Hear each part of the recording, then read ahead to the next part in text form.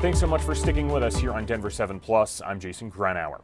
Denver City workers, including public school teachers, have until the end of the day to either provide proof that they are fully vaccinated or get an exemption from the city's mandate. So let's go in depth on the long road we took to get here and the potential court battles still ahead. We begin with Denver 7's Nicole Brady with a look at the situation at Denver Public Schools. The district tells me 83% of employees in DPS have been vaccinated or received an exemption, but that doesn't mean those other 17% will be off the job right away. Instead, unvaccinated school employees will receive letters of reprimand starting Monday. If they continue not to follow the mandate, then on November 18th, the district will recommend dismissal. And if they still don't get vaccinated after that, they'll be fired as of January 2nd. Two other city departments have even lower vaccination rates than Denver Public Schools. 82% of Denver police have been vaccinated, and in the Denver Sheriff's Department, it's 78%. So starting tomorrow, unvaccinated employees will be receiving discipline letters. Some, including police, will be suspended for 10 days without pay. Employees who still do not meet the requirement past their suspension period will likely lose their jobs. Yesterday, a Denver District Court judge dismissed a lawsuit filed by 7 Denver police officers. It was essentially a technicality. She said they didn't go through the proper procedure. The attorney for the officers plans to file a complaint. We spoke to one of those police officers after the hearing. I want it to be my choice, so I didn't want it quite yet. I'm not against it, but I wanted to wait for more people to get it before I make the decision. I don't think there's any more message for those who decided not to get vaccinated. They've made up their mind. That's their call. Now, there is a little bit of leniency. Employees who didn't meet today's deadline but have received the first dose of the vaccine will not be disciplined as long as they get that second dose. Digging into the effects we could see from city and county layoffs, there likely won't be any major interruption in services because most workers right now are vaccinated.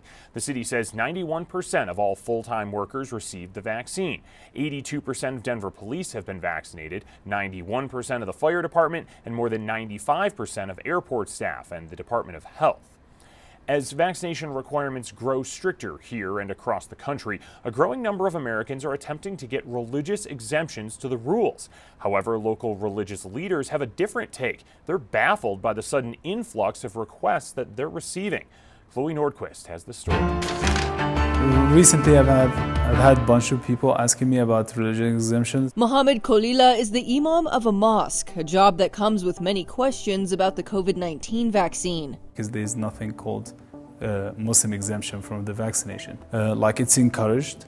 It's because that's the best way to reach to the herd, to the people safety, and it's part of our religion that we try as much as we can to protect our bodies and protect the other people's bodies. He says specifically the mRNA vaccine does not interfere with their beliefs. The only time the exception happens if the vaccine contains pork.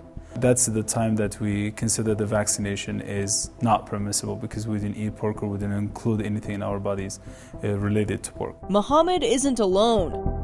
People have asked me to give them exemptions, and I can't think of any religious basis to do so. Rabbi Joseph Black faces the same question as the leader of a Jewish temple. Our top priority in every one of our Jewish values is an idea called pikuach nefesh, which means preservation of life.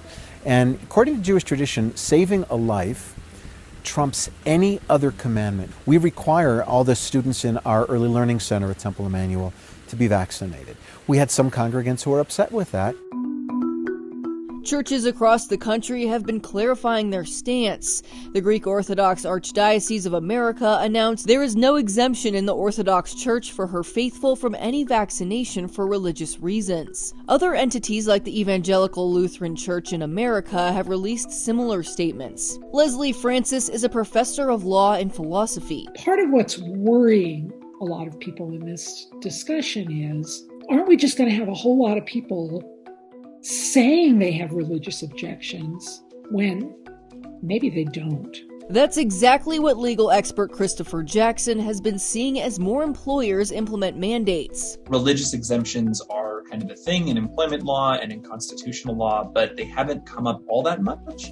I think that there has been an uptick in the last few weeks, and especially after the president announced a new OSHA rule mandating vaccines for most employers, it really has come up a lot more frequently. He says the line isn't clear. The religious belief has to be a sincerely held one, but there isn't a great way for an employer to kind of dive into that or to try to figure out whether or not somebody has a sincerely held religious belief. Christopher says he sees multiple ways this could go. I could see this opening a floodgate of lawsuits, of seeing federal courts getting involved, or it may be in a few weeks that this mostly dies down, that they've kind of sorted out who really should be exempted and who shouldn't, and maybe it goes away. And I don't think anybody has a really clear idea yet which way this is going to go. For now, churches will make decisions based on their core beliefs. The value of saving life, the value of preserving community, the value of supporting one another is more important.